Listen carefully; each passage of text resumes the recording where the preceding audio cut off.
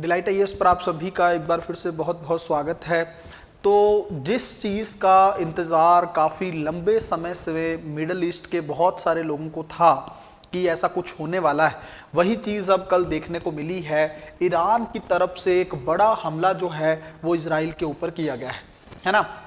Israel पर Iran ने लगभग 200 के आसपास जो हैं मिसाइलें दागी हैं। 182 के आसपास इनकी संख्या बताई जा रही है। हालांकि कुछ मिसाइलों को न्यूट्रल कर दिया गया था इजराइल के द्वारा और अमेरिका के डिफेंस सिस्टम के द्वारा, लेकिन फिर भी काफ़ी सारा नुकसान जो है इजराइल को देखने को मिला है। ये ईरान के सर्वोच्च नेता हैं खामनेई, आप लोग इसके बारे में अच्छे से जानते हैं। ये काफ़ी टाइम से एक अंदाज़ा लगाया जा रहा था कि हिजबुल्लाह के सरगना की जो हत्या इजराइल ने की और लगातार जो पेजर अटैक इजराइल द्वारा किए जा रहे थे, उसका बदला जो है ईरान बहुत जल्द लेने वाला था और उसने वो सारी चीज़ें कर दी है ना। बड़े स्तर पर अब एक कहीं ना कहीं पे टेंशन देखने को मिल रही। इस तरह की तस्वीर आप देख सकते हैं, कल आप लोगों ने देख लिया होगा। लगातार इजराइल के टाइम पे, हालांकि अगर आप देखेंगे तो अमेरिका ने हिंट कर दिया था इजराइल को कि आप पर बहुत जल्द जो है ईरान हमला कर सकता है। ये चीज़ कहीं ना कहीं पे अमेरिका की सूचना इंटेलिजेंस जो है, खुफिया जो तंत्र की मजबूती को दिखाता है। इसके साथ ही अगर आप देखेंगे तो लगातार मिसाइलें आई और उन्होंने इजराइल को काफ़ी ज़्यादा नुकसान पहुंचाया।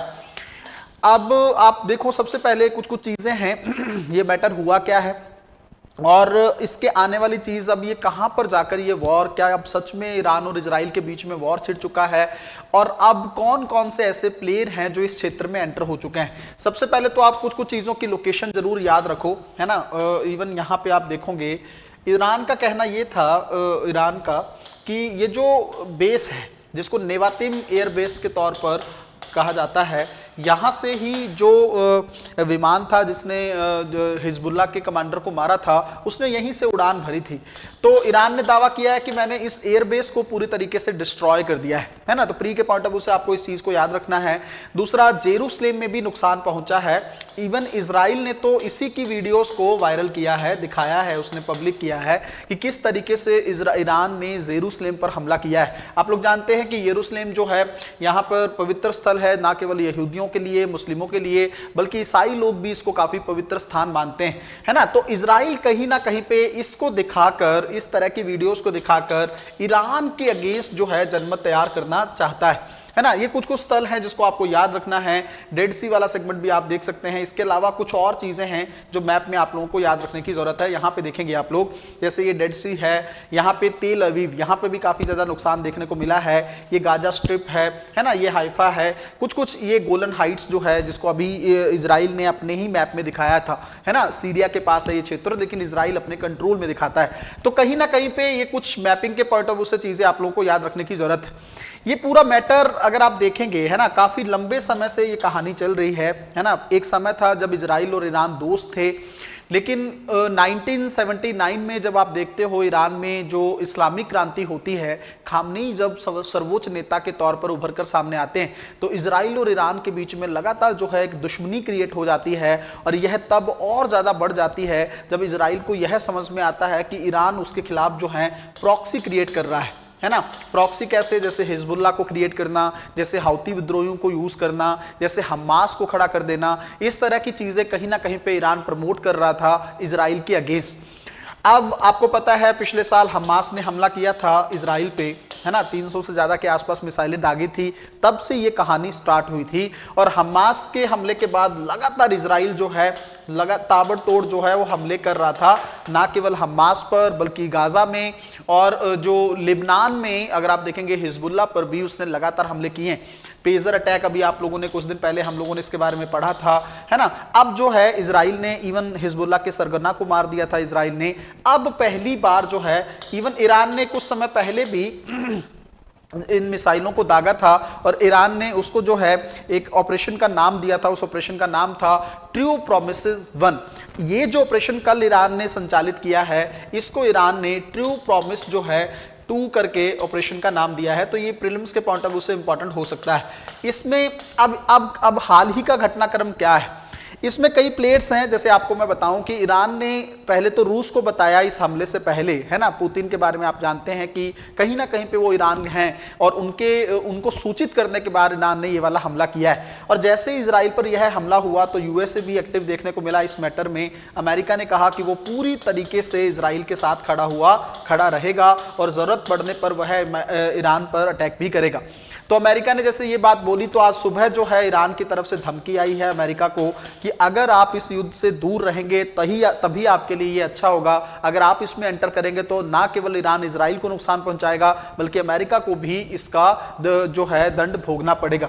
इस तरह की धमकियां ईरान लगातार दे रहा है। ईरान ने इजराइल को भी ये कहा है कि अगर आपने उत्तर में इसके जो भी अटैक हुआ है, अगर आपने फिर से ईरान पर हमला किया तो ईरान जो है, जो कल हमला हुआ है उसको ईरान ने सिर्फ ट्रेलर कहा है। ईरान कह रहा है कि ये सिर्फ ट्रेलर है, अगर आपने इस चीज को यहीं पे नहीं रोका तो हम आपको एक बहुत बड़ी फिल्म जो है दिखाने वाले हैं। तो कहीं ना कहीं पे दोनों पक्ष काफी सरगर्म है मैटर।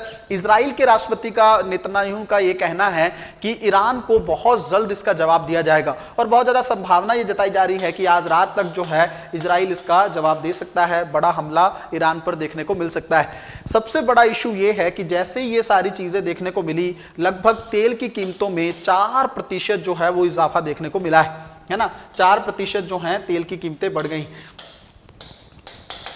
अमेरिका का एक हिसाब से अमेरिका सीधे तौर पर इस वॉर में अब एंटर होता हुआ दिख रहा है। अमेरिका का इस युद्ध में आना अपने आप में इस युद्ध को बहुत ही ज़्यादा डेंजरस बना देगा। अमेरिका अगर इस युद्ध में एंटर होता है तो कहीं ना कहीं पे रूस और चीन सपोर्ट कर रहे हैं चीन को। जो सिचुएशन पिछले 3-4 सालों से कॉम्प्लिकेट बनी हुई है, उधर रूस और यूक्रेन के बीच में वॉर चल रहा है, इधर हमास और इजराइल के बीच में था, अब ये इजराइल और ईरान के युद्ध का रूप लेता चला जा रहा है। दोनों पक्षों में कोई भी संयम बरतने के लिए तैयार नहीं है ना। भारत ने, हालांकि भारतीय दूतावास ने इजराइल में जो है गाइडलाइंस जारी की हैं और ये कहा गया है कि आप अपने घरों से बाहर ना निकलें। ईरान ने जो है अपना एयर बेस जो है वो कुछ समय के लिए अब बंद कर दिया गया है। तो कहीं ना कहीं पे ईरान भी रेडी है इस चीज को लेकर कि इजराइल की तरफ से बड़ा हमला बहुत जल्द ईरान में देखने को मिलेगा।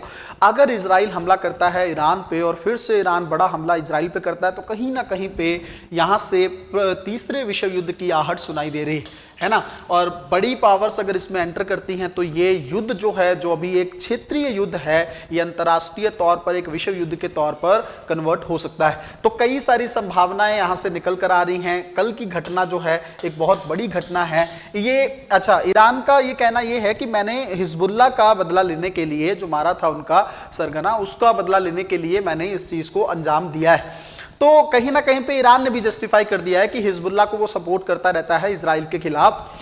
तो ऐसी सिचुएशन में अब अमेरिका का पक्ष ही सब कुछ डिसाइड करने वाला है ना।